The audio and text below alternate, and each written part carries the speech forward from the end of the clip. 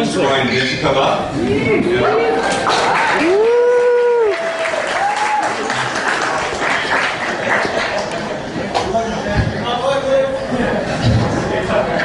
Alright, let's get a little bit of applause. Maybe you guys work a little bit.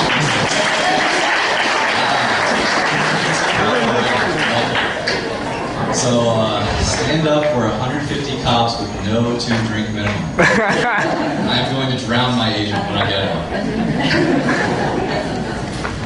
It's really good to be back. It's the end of my 5th summer at the beach. It's good to see a lot of new veterans back, good core veterans. It's good to see some of you little recruits survive the recruit class this year. I really had fun in the recruit class. I remember the very first day they sit you down and they say right away, before you even submit 500, they say, listen, you gotta stop smoking. Today, you can pass your drug test by the end of June. And you would think that they just told everybody, they just came on the PA and said, attention ladies and gentlemen, the first 30 people to exit the pool area will be receiving a complimentary Ferrari. People just buck, they get out of there as fast as they can. They have to like run outside and light up just to stay cool, you know? Like, oh, can you believe they tried to separate us? We have a special, man. Oh, man. When that happened to me, I looked around and I said, that's great for me, that increases my odds of getting this job. And I needed the help, believe me. I almost had to pay them to train me. I think I passed my 500 by about 2 seconds. Oh, man. The thing you learn in your first year, I think everybody has to learn as a rookie, you have 3 major obligations as a rookie on the beach here. The first one is that no matter how much spunk you have, no matter how many high school swimming records you've shattered in your lifetime, and no matter how much HGH you're shooting out immediately prior to drill, you're going to be getting your baggies handed to you on a daily basis by people that can recall firsthand the Nixon administration. Yeah, get spanked in drill by somebody that got a senior discount at the movies last night, and sit on tower for 9 hours and contemplate that for a while. That's a 16-year-old. Second thing you have to do, every rookie has to do, is you've got to be able to be reasonable. You've got to take first lunch in stride when it comes to you. You know, your LR's got like 21 towers today. He doesn't need to hear you whining about getting first lunch, okay? You're going to be out there just swimming. And he's going to tap you on the shoulder. He's going to be like, hey kid, you're on lunch. You can be like, it's drill! He's going to be like, yeah, you better pick up the pigs there, Nemo. I expect you back on tower by 10. Third thing you gotta do, if you're a rookie, and it will happen, this is basically in the handbook, there's no getting around this. You have to make a catastrophic radio transmission. Something that basically is going to bring the wrath of an LEO down, like, swiftly and mercilessly upon you. It'll be something like this, like, 445 Daytona. Go ahead, 445. I need the unit down here right now, like, as soon as possible. There's a car stuck in the soft sand behind my tower, and there are these girls that are saying that my adjacent tower guard needs the buoy pump after work. I don't think I've ever even seen the buoy pump. Listen, if you guys could send someone down here as soon as possible, that'd be great. This is 445, over and out. And then you get that LEO that comes over the radio like, yeah, Daytona, I'll take care of this one. Hide your kids, hide your wives. I'll come through it. Oh man, and even if you don't hear their call sign, you know exactly who's keying up on the radio because of their attitude. You know, there'll be some people that key up and they call and they'll be driving like, yeah, Daytona, I'm coming up on the scene, I'll check it out. And then you get those people that key up on the radio like, where are they? I will destroy them all. You guys are funny, man. You LEOs are funny because I think one of the tensest moments in the entire day is right before drill starts, where everybody's just waiting around to see how bad drill's going to be that day. And you never know when you're going to get that guy who just hasn't swam drill in 6 weeks, but decides he's going to make it all up in one day. He's going to make up for all that mountain swimming in one day. And so then he comes in, he becomes like Xerxes at the beach, and he decides he's going to, like, his eyes get bigger than his lats, you know? And he's like, it becomes this whole one man and a drill for ages.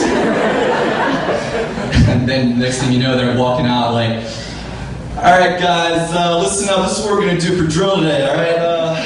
Let's see. We're gonna do about 42 in and outs, okay? And every time you come in, I want you to crank out just like 200 push-ups. No big deal, right? You know that. And let's see. Afterwards, come in, hop down to the pier on your left foot, hop back on your right. All right. Hey, by the way, you rookie, come here.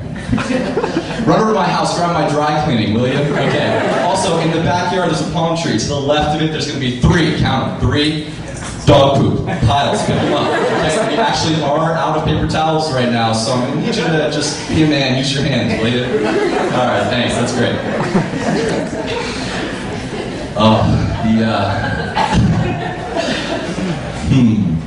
I think that the real, funny thing in drill is that there's, 5 people that take it really seriously. They just go all out every time they're there. And 25 people who just could not care less. Until they whip out the drill board. And the drill board, now everybody's being published. Your status is being published. And so it goes from nobody cares to now we're on the Titanic and we're running for the last lifeboat. It gets brutal out there. You get to the first buoy and you're basically getting mauled as if it's Christmas Eve 1997 and you just grabbed the last Tickle Me Elmo. I think the real meat of the job though is sitting tower. And when you're sitting tower, it's just you, your thoughts, and whatever bodily fluids were left over by the tourists or the homeless the night before. Who knows? It's questionable at best sometimes. I think some days go by so fast. I mean, I love this job, so for me, it sometimes goes by really fast. But sometimes you're sitting there and it's almost like 5:30 is the time that your AIDS test results come back. You're just you sit there the whole day just going, oh my God. Oh my God.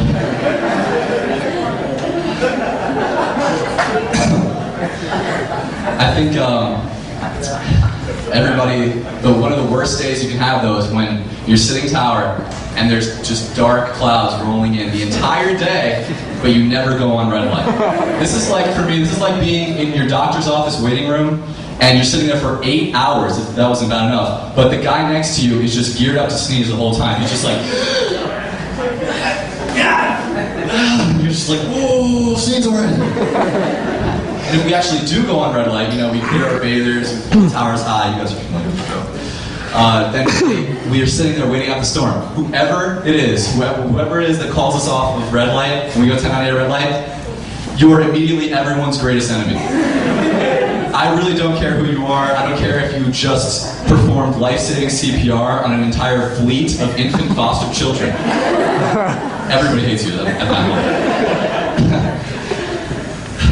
And red light is good when we get it, but suddenly I remember my lines. Okay, I get it if you're 3 years old and you just came to the beach for the first time, you're frolicking in the ocean, you're just having the time of your life, having a blast. But why is it, you're gonna let out a little scream, that's fine, but why is it that I always get the 30-plus-year-old people that decide they need to be screaming their heads off in knee-deep water all the time, help me, to their friends? Listen, I don't need to be confusing that for somebody who actually needs some help, okay? We get it. You're excited that you got promoted to assistant manager of Taco Bell. I understand. You're stoked that Clay Aiken won season 3 of American Idol. I get it. People in your state just got the internet. But really, try to save those screams for when those sharks that you're also worried about are ripping you limb from limb in front of your extended family. Oh man, it's really scary sometimes though. The scariest day I ever sat tower, I was sitting 337, July 4th, and it was completely packed. It was my rookie year. Completely packed, huge waves, huge rips, and don't you love when people come up to you and just tell you how to do your job? It just is great, You should do that while you're getting lobotomy, to your neurosurgeon. But so this girl comes up to me and she goes, I saw a little boy out there a while ago, but now I don't see him no more. And then she just walks away. So I spent I'm like, thank you, very assistant lady, okay? Now I can spend the next 5 hours of my life sitting here scanning the same 15 feet of water, reciting my rosary, and ready to hang myself every time a single lady 7 gets called in. Thank you very much for that. Oh, I'm not done. Hold on.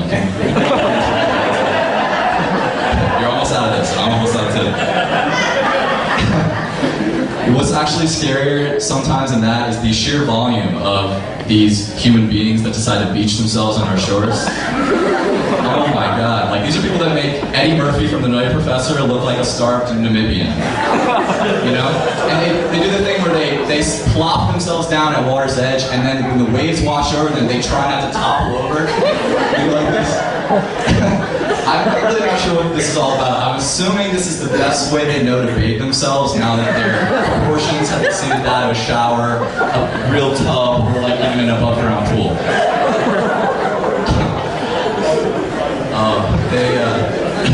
Then there's those people that are somewhat salvageable. Their physique is somewhat salvageable, possibly, but they decide they're going to wait until they've unpacked the minivan, lathered up the kitties, and cracked that manly light beer to start to take a grasp of their physical fitness plan.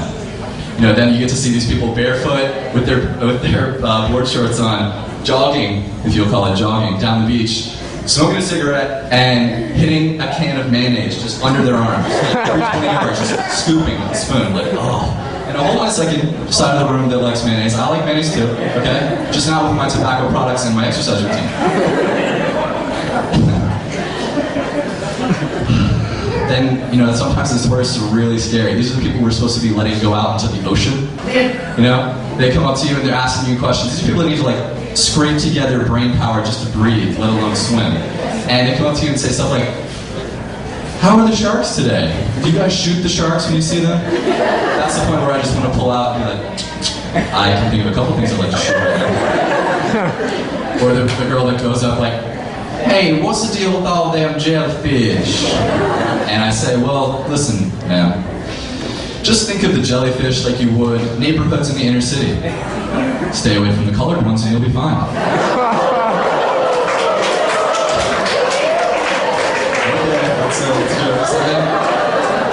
I like when we go 10-7 and you blow your whistle and you spin your flag and someone comes sprinting over right away and you're like, "Does that mean that's a symbol that you saw a shark?" That's when I go, "Yeah, it is huge, and that's why I'm getting the hell out of here while I can." Naturally, I figured that the best way for me to escape with my life would be to drag this 300-pound tower behind me across the traffic lane and into the soft sand. Enjoy your evening.